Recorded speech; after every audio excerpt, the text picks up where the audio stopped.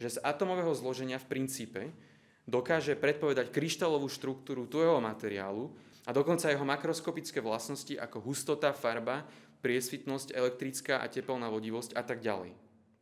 Čiže nejaký fyzikálny redukcionista teda môže namietať, že nové správanie molekuly vody alebo toho oxidu železitého je len nejaký slabo emergentný jav. Že hoci sa to návonok môže javiť ako nejaké kvalitatívne iné, nové, v princípe dokážeme reduktívne vysvetliť správanie zloženého celku a teda v skutočnosti tam nič nové nie je. Napríklad návonok nevyzerajú byť naozaj vlastnosti molekuly vody ani súčtom, ani zmiešaním vlastnosti atómov kyslíka a vodíka. A predsa hĺbšia analýza ukáže, že zákony, ktoré vysvetľujú správanie častí tých atómov vyčerpávajúco, vysvetlia aj netriviálne správanie celku tej molekuly. Teda Schrödingerová rovnica kvantovej mechaniky v princípe zahŕňa správanie atómov vodíka aj kyslíka a navyše aj správanie molekuly vody. Slovami teórie profesora Macholu by redukcionista mohol povedať: kvantová mechanika, atómy kyslíka a železa a interakcie medzi nimi poskytujú všetky vysvetľujúce princípy na to, aby dali vznik novému javu oxidu železitého a preto o ňom netreba hovoriť ako o novom celku, o novom individuu a o novej substanciálnej forme. A ak by sa takýto fyzik rozprával s Thomistom, mohol by sa ho spýtať jednoduchú otázku. Ak celú organizáciu matérie molekuly vody dokážem vysvetliť z dola hore, z princípov Schrödingerovej rovnice elementárnych častíc a interakcií medzi nimi, na čom je potom substanciálna forma, ktorá je zhora dole nejakým zjednocujúcim a organizujúcim princípom matérie molekuly vody? Napätie medzi hylomorfizmom a fyzikálnym redukcionizmom vzniká práve vtedy, ak sa táto organizácia a príčinnosť dá skutočne zredukovať na fundamentálny fyzikálny level. A v takom prípade by sa zdal hylomorfizmus nadbytočný. My si nemyslíme, že to až také dramatické. A preskúmajme teraz inú interpretáciu fyziky vo forme tzv., čo sme v úvode uviedli, ako fyzikálny pluralizmus. V literatúre to možno stretnúť, možno ľudia častejšie počuli pojem, že silná emergencia. A veríme, že tam hylomorfizmus môže nájsť svoje miesto. Teraz, čo tvrdí fyzikálny pluralizmus ako interpretácia fyziky? Fyzikálny pluralizmus tvrdí, že existujú fundamentálne fakty a javy na viacerých leveloch v prírode, či už vo fyzike, chémii či biológii, ktoré sú neredukovateľné na základnú matériu a fyzikálne zákony. Tvrdí, že najnižší fyzikálny level poskytuje nejaké podmienky, ale nie všetky potrebné podmienky a princípy na opis vyšších levelov, ale fyzika v niektorých prípadoch potrebuje ešte ďalšie princípy. Potrebuje ešte nejaké fakty na makroskopickom leveli, o ktorých sa dá principiálne ukázať, že sú neredukovateľné na mikroskopický level a ktoré sú nevyhnutné na postačujúce vysvetlenie nejakých fyzikálnych javov. Takéto javy sa občas nazývajú aj silne emergentné. V silnej emergencii sú nové vlastnosti nového celku čiastočne nezávislé od vlastnosti jeho častí a navyše si vyžadujú prítomnosť kvalitatívne nového makroskopického princípu pre ich vysvetlenie. Dokonca správanie častí toho celku je podmienené a závislé na správaní celku. Teda vyzerá tam byť nejaká príčinnosť z hora nadol. Fyzikálny pluralizmus teda tvrdí, že samotné fyzikálne teórie a prax zahŕňajú a vyžadujú makroskopické fakty, ktoré sú neredukovateľné na mikroskopickú teóriu a sú nevyhnutné na vysvetlenie silno emergentných javov. Aby sme získali nejakú základnú predstavu a intuíciu o tomto fyzikálnom pluralizme, spomenieme niekoľko bodov a príkladov, o ktoré sa argumentácia v literatúre v prospech fyzikálneho pluralizmu opiera. A iba tak nabok poviem, že aj tie zdroje alebo tie argumenty, ktoré čerpáme, nie sú len zdroje, ktoré ponúkajú fyzici, ale sú to zdroje, o ktorých písali teoretickí chemici, keď napríklad rozprávajú o tom, že v akom zmysle je chémia fundamentálna. Začneme známou problematikou tvaru molekúl, nazývaného aj molekulárna chiralita. Chirálne molekuly sú také, ktorých zrkadlové obrazy sú rozdielne. Napríklad moja ľavá a pravá ruka. Napríklad glukóza môže mať dve rôzne nesymetrické podoby, alebo molekula DNA má konkrétnu ľavotočivú chirálnu symetriu. A fyzikálny pluralizmus tvrdí, že kvantová mechanika, elementárne častice a interakcie medzi nimi neposkytujú všetky potrebné podmienky a princípy na určenie tej konkrétnej molekulárnej chirality. Naopak je nevyhnutný nejaký makroskopický kontext, napríklad okrajové podmienky či prostredie, s ktorým je molekula spojená, a až tie určia jej chiralitu, konečný tvar.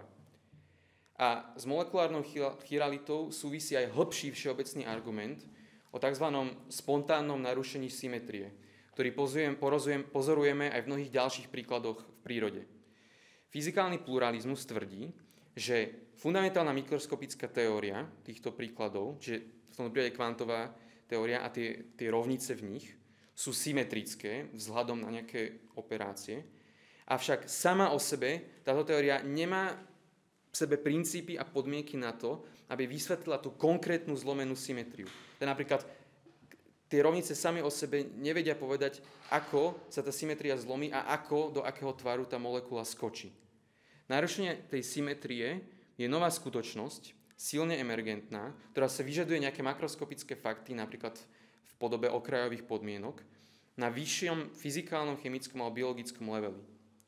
Ďalším dôležitým argumentom v prospech existencie makroskopických, ontologicky nedokázateľných faktov sú napríklad termodynamické veličiny ako teplota.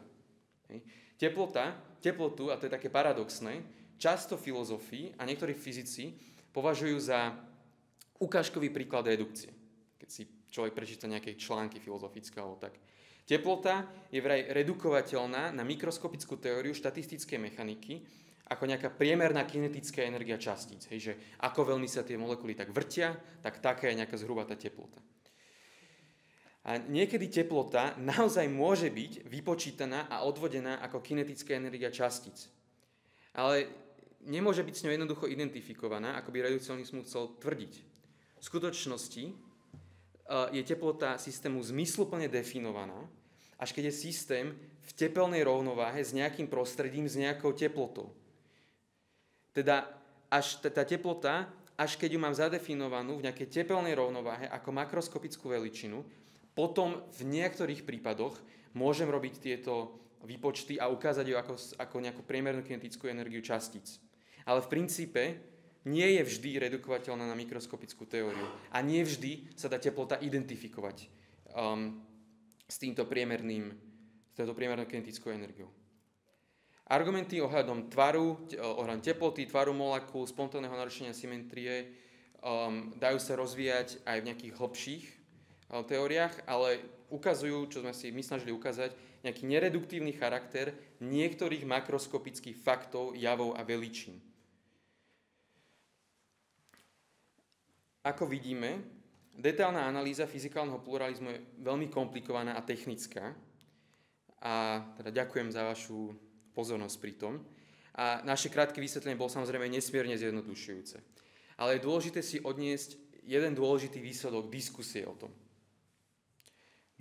Ten výsledok diskusie je v tom, ako sme už sa snažili zopakovať, že existujú fyzikálne skutočnosti na nejakom makroskopickom leveli, ktoré sú neredukovateľné na mikroskopickú teóriu.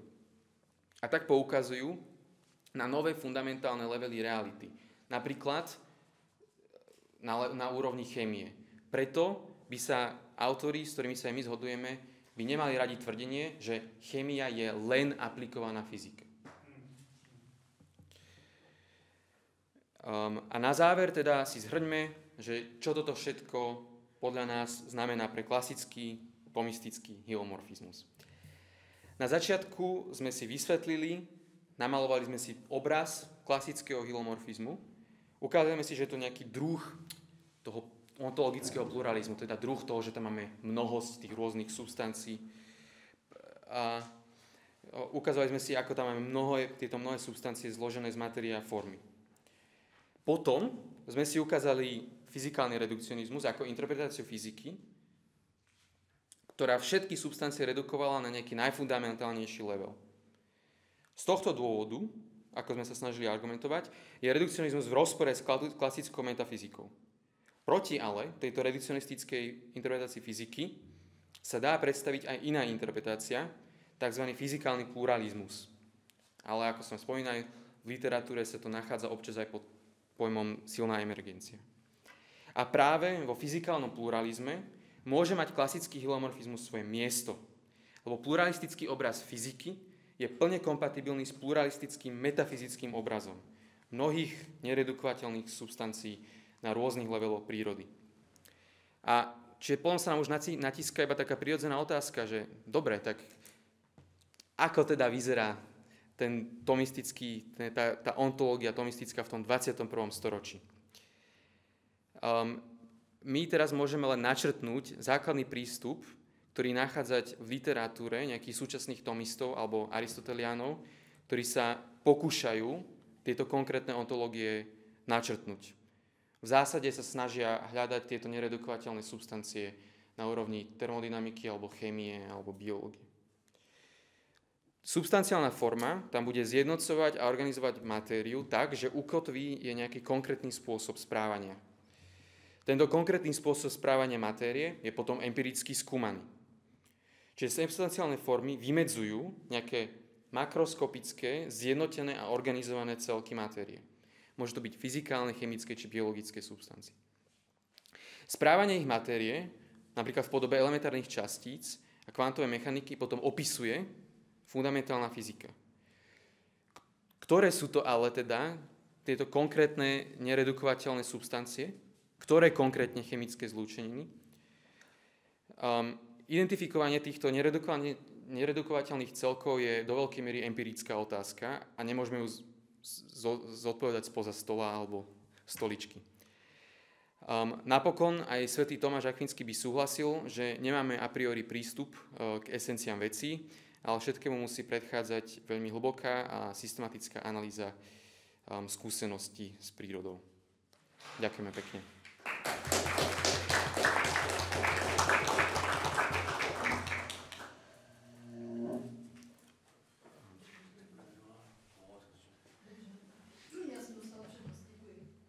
Já mám jednu hloupou otázku.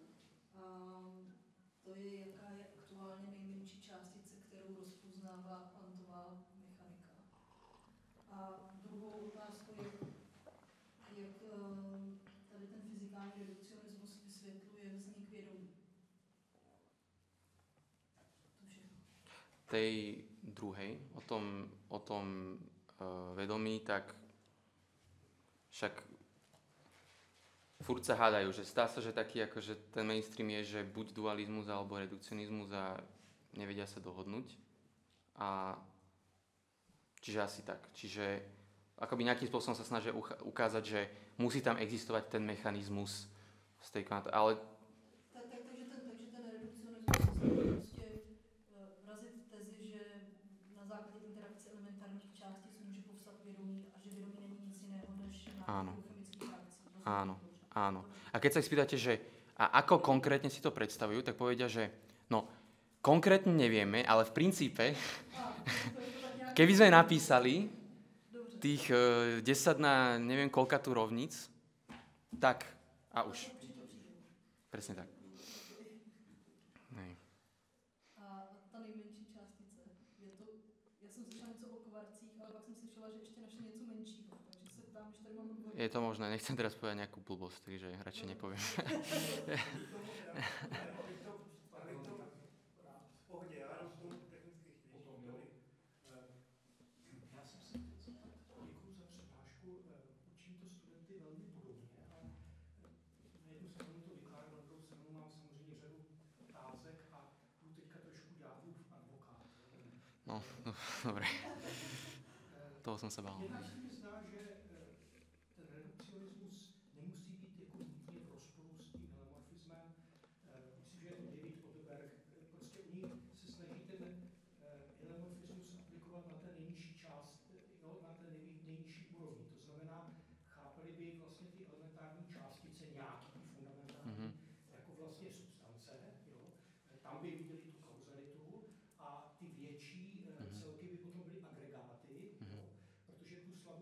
si pořád můžeme ještě vysvětlovat, řekněme, jako akcidentální uspořádání. Nemusíme nutně postulovat nové substance a substanciální formy. Jo? Mně se totiž zdá, že i ty příklady, které jste uváděli, jo? Takže vlastně nejsou příklady silné emergence, ale slabé emergence. Totiž ten redukcionismus můžeme chápat různě.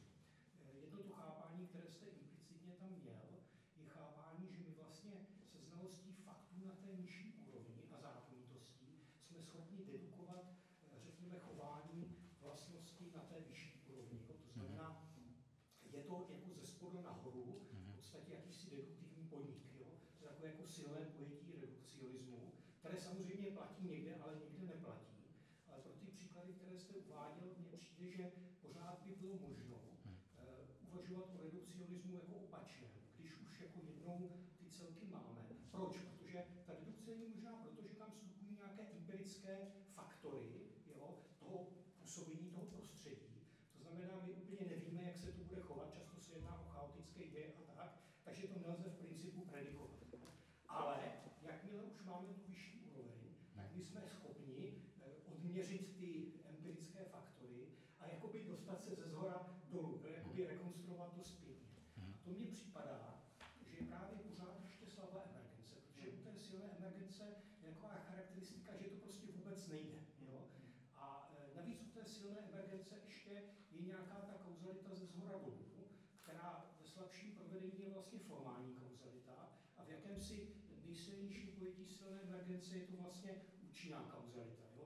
Něco, co vidíme třeba v dualismu, jak působí mysl na mozkové stavy. No, tam vysloveně je účinná kauzalita ze zhora dolů. Tomu som sa rád vyhol. Ale může to být jenom formální kauzalita, že ta, řekněme, vyšší úroveň nějakým způsobem restringuje chování těch nižších částí, což jako nevysvětlitelné ze spodu. Suma sumárum, zdá se mi, že pořád, kdybychom byli redukcionisté v tom slabším smyslu, pořád bychom mohli říct, že vlastně platí holomorfismus třeba na té nejnižší úrovni a ty vyšší celky jsou vlastně jenom agregáty, akcidentální uspořádání, nikoliv nové substance. Jo? Takže jako trošičku rozporuji tu tezi, že redukcionismus je vždycky nekompatibilní s holomorfismem. No, že ďakujem. Hej. My sme presne nad tým rozmýšľali, že čo keby to bolo tak, že sú tie akože substancie na rovni tých elementárnych častíc, pre ne platí tá holomorfická analýza a potom všetko z dola nahor. Ale potom by sme nemali už len napríklad pri človeku alebo aj pri biologických organizmoch, že nemohli by sme hovoriť o substanciálnej forme zvierat, pretože neexistuje, pretože sú len agregáty.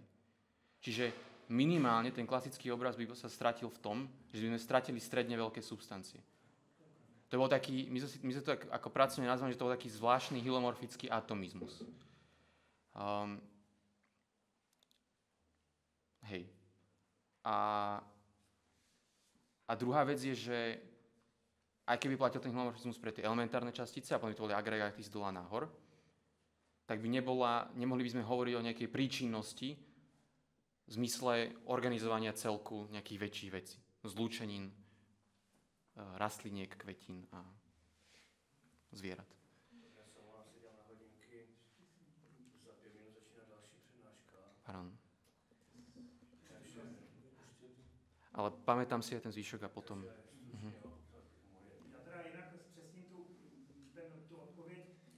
Teď nevím, jaký je poměr velikostní elektronu a kvarku, ale jakoby taková napůl teoretická entita, která je dneska pokládána za nejmenší, je asi jako Plancková délka, ta velikost těch planckovských jednotkách. A ještě menší, ale to už je pak zástřešná věc na teorii, jsou časoprostorová kvanta, vesmičkový kvantový gravitaci, a to je ještě menší, ale to už jsou entity, které jsou napůl teoretické, navíc ještě u těch elektronů dalších, tam je problém, že jak je to obvykle interpretováno jako pravděpodobný funkce, když se Schrödinger takhle vykládá, tak vlastně on je jakoby rozprostřen. Takže tam je ještě otázka říct, jestli opravdu můžu říct, že je to tohle, jo? Když tam je nějaká pravděpodobnostní funkce vyskytuje a když je to ontologické, tak to znamená, že se to opravdu vyskytuje, jo, ale já to tak neinterpretuji. Já to není moje jakoby interpretace, jo, ale řekl bych, že tohle jsou asi ty nejmenší jednotky teoreticky dneska, jsou asi možná nějaká časoprostorová kvanta ve smíšové kvantové gravitaci. To je asi nejmenší, co si já